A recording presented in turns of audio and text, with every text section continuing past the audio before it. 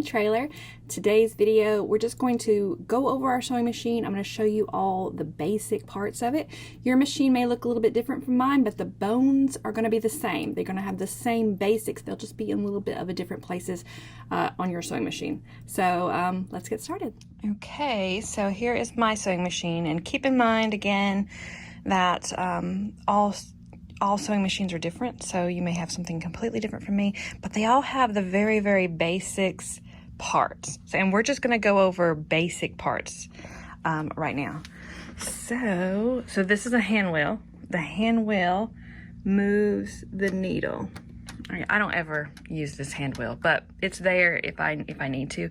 If my machine messes up or gets stuck and the buttons don't work.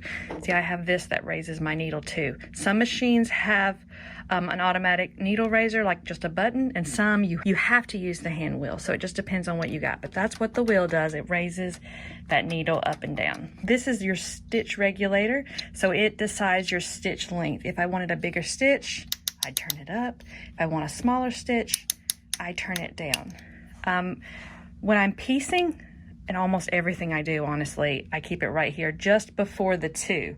So that is my standard quilt patchwork piecing stitch length. My machine has this automatic thread cutter. When I press it, it breaks the thread, or it cuts the thread. So that's not a very standard thing, but some have it and some don't. This is your reverse lever. So sometimes on a sewing machine, it's a button. And what it does is it reverses your stitches. So if a pattern tells you to back stitch, or, this is how you would back stitch. You just hold the lever down, and then, press your foot on the pedal. And that brings me to the pedal.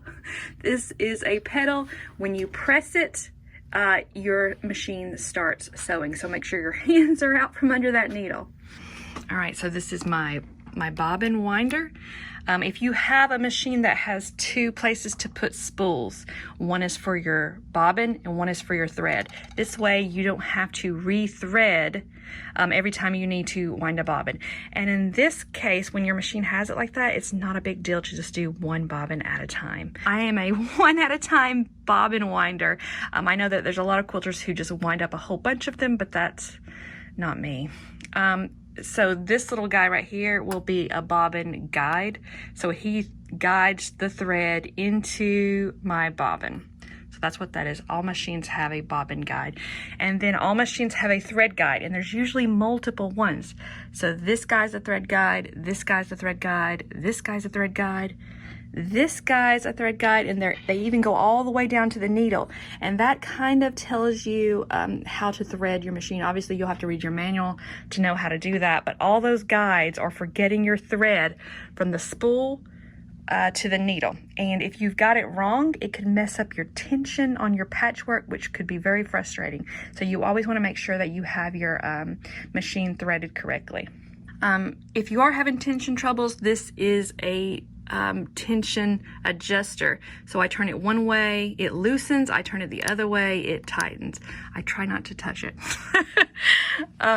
So that's always going to be on a sewing machine, although lots of sewing machines have a computerized version of it where you don't have to go in and manually adjust, which is handy. This is my bobbin compartment. It houses the bobbin, and it's a little dirty in there. This is a foot. These are interchangeable. Your machine will come with several, and then all brands have tons, and I'm talking tons, dozens of other options for feet to do specialty work. This is my scant 1/4 inch foot. Below my foot is the feed dogs. These are the guys that actually pull your fabric through your machine. If they feed it through, they're called feed dogs. They've got little spikies. It doesn't hurt. And then I pulled that foot up with this hand lever. When I push it, when I put it down, see my foot goes to the ground, and when I raise it up, my foot comes up. So just like this is how you move fabric in and out if you need to. Some machines have a knee lift. There's my knee lift, and here it is right here. And when I push my knee like this, it lifts the foot for me.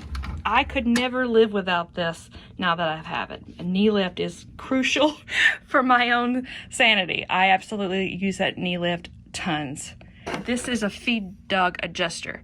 So I move this guy over here and my feed dogs drop to the ground. I put it back and my feed dogs come back. So what that does is allows you to free motion. I always get lots of questions about these stickers, and I just got them at a craft store. So I just stick them on there to look cute. This light is an extra. I got it too. I'll link to it, but I find this really, this light really helpful. So those are just kind of extras. You'll see a lot of people with tape on their sewing machines like this. This is for making sure our seam allowance is correct. And I think, oh, there's a little knob right here. And all my sewing machines don't have this, but what this does is it adjusts the pressure of your foot.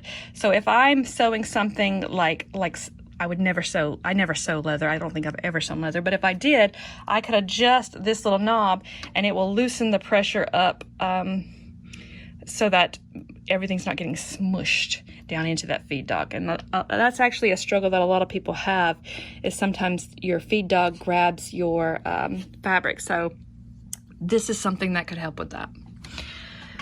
All right, I think that covers the basics of the sewing machine.